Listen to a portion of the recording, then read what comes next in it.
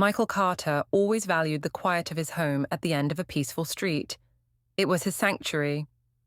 But that afternoon, the calm was broken when he looked out the window and saw a woman in a bright green tracksuit standing in his driveway, yelling into her phone. A tow truck idled nearby, its driver uncertain, stuck in the middle of the situation. Michael frowned, his heartbeat quickening as he recognized the car they were about to tow, his prized 1972 Chevrolet Chevelle. He had spent years restoring it, pouring in countless hours of meticulous care to bring it back to its former glory. The sight of a stranger attempting to haul it away sent a surge of anger through him. At first, he thought it had to be a mistake. Surely no rational person would randomly tow someone else's vehicle. But as he stepped outside to confront the woman, the way she carried herself, smug, arms crossed as if she owned the place, told him this was no misunderstanding. "Excuse me," Michael called out, his voice calm but firm. "What do you think you're doing?" The woman turned, her expression unreadable at first, then morphing into an amused smirk. "Oh, there you are," she said, as if he were the intruder. "This car is parked illegally, and I'm having it removed." Michael's jaw tightened. He glanced at his car, parked neatly within the boundary of his own driveway, not blocking anything. "Illegally?" he repeated, incredulous. "This is my driveway, and that's my car." The woman rolled her eyes as if he were a child who simply didn't understand the rules. "Actually, this is a shared driveway," she said matter-of-factly, pointing to the concrete path that led from the street to his garage, "and your car is in violation of HOA regulations." Michael stared at her, trying to process her words. He had owned this house for years, and when he purchased it, he made sure to get all legal documentation. His driveway was private property, not a shared space. As for the HOA, they had no jurisdiction here. His home was outside their control, something he had verified before moving in. "Listen," Michael said, taking a deep breath, trying to keep his anger in check. "I don't know who you are or where you're getting this from, but you can't just tow someone's car because you feel like it." "Oh, I can," she shot back, arms crossed, standing her ground. "And I will. You see, you've been causing problems for the entire neighborhood. That car of yours is too loud, too old, and frankly, it's an eyesore. We're trying to maintain a respectable community here." Michael could feel his blood boiling now. It wasn't just the ridiculousness of her claim, it was the sheer arrogance in her tone.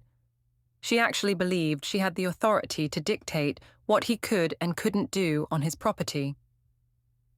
"This car is none of your business," he said sharply. "Now, I suggest you leave before I call the police." The woman let out a sharp, mocking laugh. "Oh, please," she taunted. "Call them. I'd love to explain to the cops how your car is violating HOA rules." Michael turned his attention to the tow truck driver, who looked increasingly uncomfortable. "And you," he said, addressing him directly, "you know this is illegal, right? You can't tow a car without the owner's consent, especially not from private property." The driver hesitated, shifting uneasily.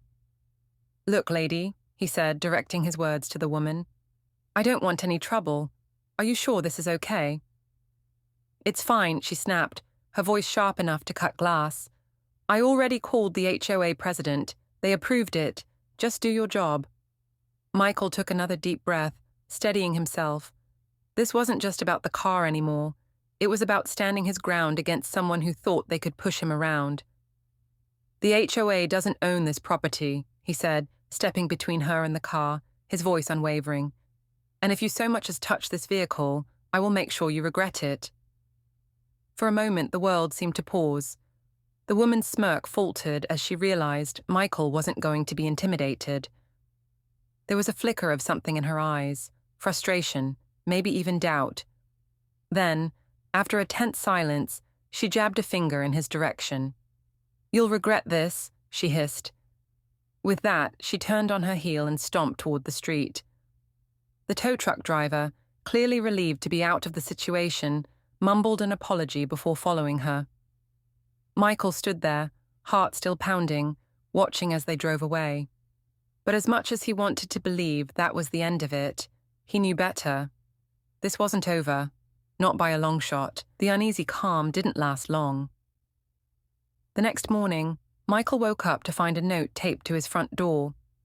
It was printed on official-looking HOA letterhead, but something about it felt off. The wording was vague, almost as if whoever wrote it was trying to sound professional but didn't quite know how. This is your last warning to remove the unapproved vehicle from the driveway. Failure to comply will result in further action being taken. No signature, no contact number, just the HOA logo slapped at the top, like it had been copied and pasted from a Google search. Michael let out a bitter chuckle as he read it. The HOA had no jurisdiction here. His property wasn't even part of their neighborhood. This was clearly another stunt from Tracksuit Nancy, as he had started calling her in his head.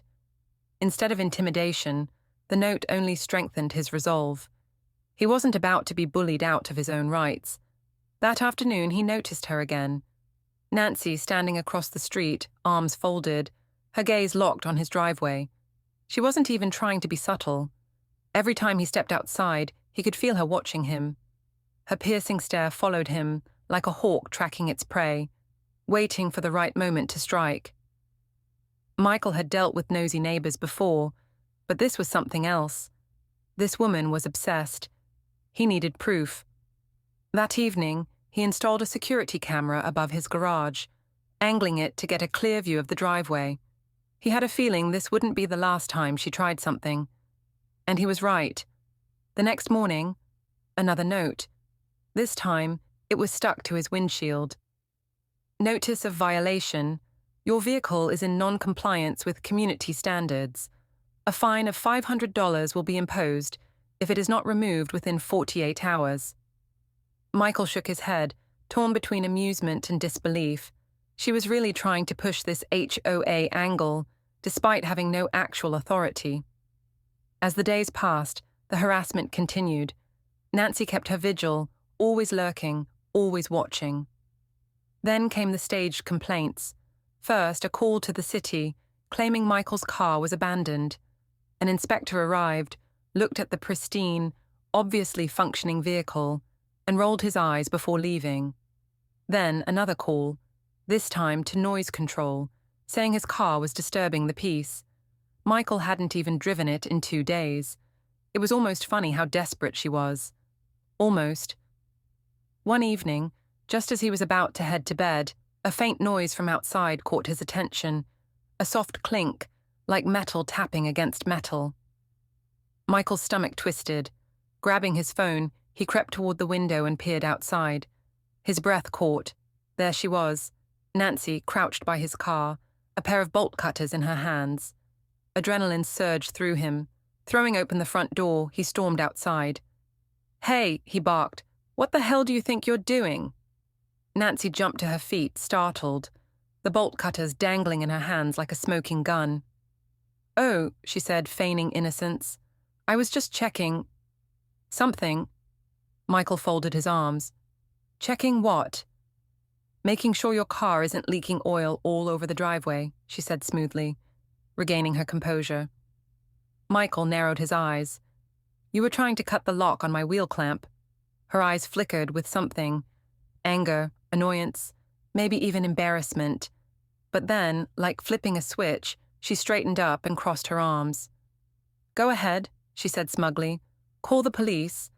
I'd love to see what they have to say about your illegal modifications."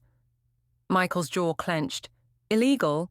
Lady, you don't even know the law." "I know enough," she shot back, "and I know the HOA rules against these kinds of vehicles." Michael took a deep breath, forcing himself to stay calm. "This isn't HOA property. You have zero authority here." She didn't respond to that, but instead of backing down, she just sneered at him. "We'll see about that," she said before storming off into the night. Michael stood there, heart pounding, watching her retreat. He had a sinking feeling this was just the beginning.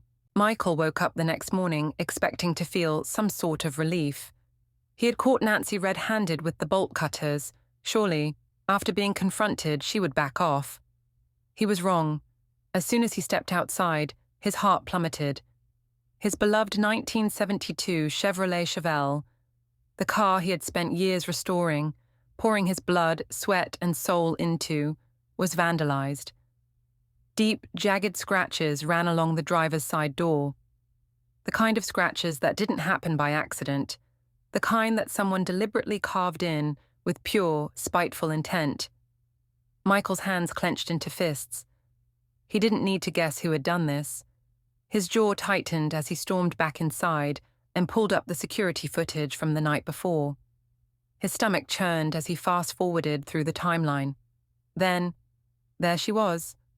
Nancy, wearing the same damn green tracksuit, sneaking onto his driveway under the cover of darkness. In the grainy footage, he saw her pull something from her pocket, her keys. Then, with a look of pure malice on her face, she dragged them across his car's pristine paint, over and over again. Michael felt his blood pressure spike. He immediately called the police. When the officer arrived, Michael wasted no time. "I have everything on camera," he said, leading him to the footage. The officer watched in silence as the video played. When it ended, he let out a slow breath and jotted something down in his notebook. "Well," he said, "that's pretty damning." Michael crossed his arms. "So what now?" "We'll file a report and look into it," the officer said. "She'll probably deny it, but with footage like this, we have a solid case. I'd advise you to keep your car covered or in a garage if possible. If she's willing to key it once, she might try something worse." Michael's stomach twisted. He didn't have a garage, just a driveway. The officer left, promising to follow up. But Michael knew better than to expect immediate action. He had just declared war on Nancy, and she wouldn't take it lying down. Less than 24 hours later, a new letter arrived. It was another HOA violation notice. Penalty notice, immediate action required. You have been issued a fine of $500 for continued violation of neighborhood aesthetic standards.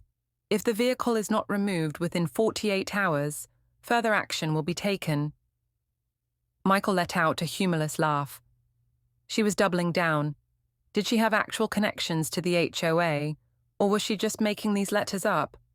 Not wanting to leave anything to chance, he drafted a formal appeal, attaching legal documents proving that his driveway was not under HOA jurisdiction. He even included his property survey and city zoning records. Then he mailed it directly to the HOA board with a strongly worded message. "To whom it may concern, I am writing to formally dispute the violation notices I have received regarding my vehicle. As per the enclosed legal documents, my property is not under the jurisdiction of the HOA. Any further attempts to harass me with fabricated violations will be met with legal action. If you have any questions, I suggest you consult an actual attorney before sending fraudulent fines to a property you do not control." Satisfied, he mailed it off. But Nancy wasn't done yet. That night, Michael spotted her pacing across the street, talking on her phone. Her lips were moving fast, her free hand gesturing wildly. She was frustrated, angry, probably fuming over the fact that her fake fines weren't working. Michael was prepared for petty games. What he wasn't prepared for was how far she was willing to go next. The next afternoon, Michael ran out for groceries. He was gone for less than an hour. When he pulled back into his street, his stomach dropped. A tow truck was in his driveway. Again. This time, the driver had already hooked up his Chevelle, the chains wrapped around the front wheels, preparing to haul it away. Michael slammed his foot on the gas and skidded into the driveway, throwing his car into park so fast he nearly tore the gear shift off. He jumped out. "What the hell do you think you're doing?" he roared. The tow truck driver looked up, startled. I... Nancy stepped forward, arms crossed, smiling, like a cat who had just caught a mouse. "Oh, Michael," she said, her voice dripping with faux sweetness. "I tried to warn you, but since you refused to comply, the HOA had to take action." Michael strolled up to the driver. "This is private property," he barked. "If you so much as move this truck an inch, you're looking at a grand theft auto charge." The driver hesitated, glancing between Michael and Nancy. "The next part is uploading. Please be patient and don't forget subscribe our channel, thank you."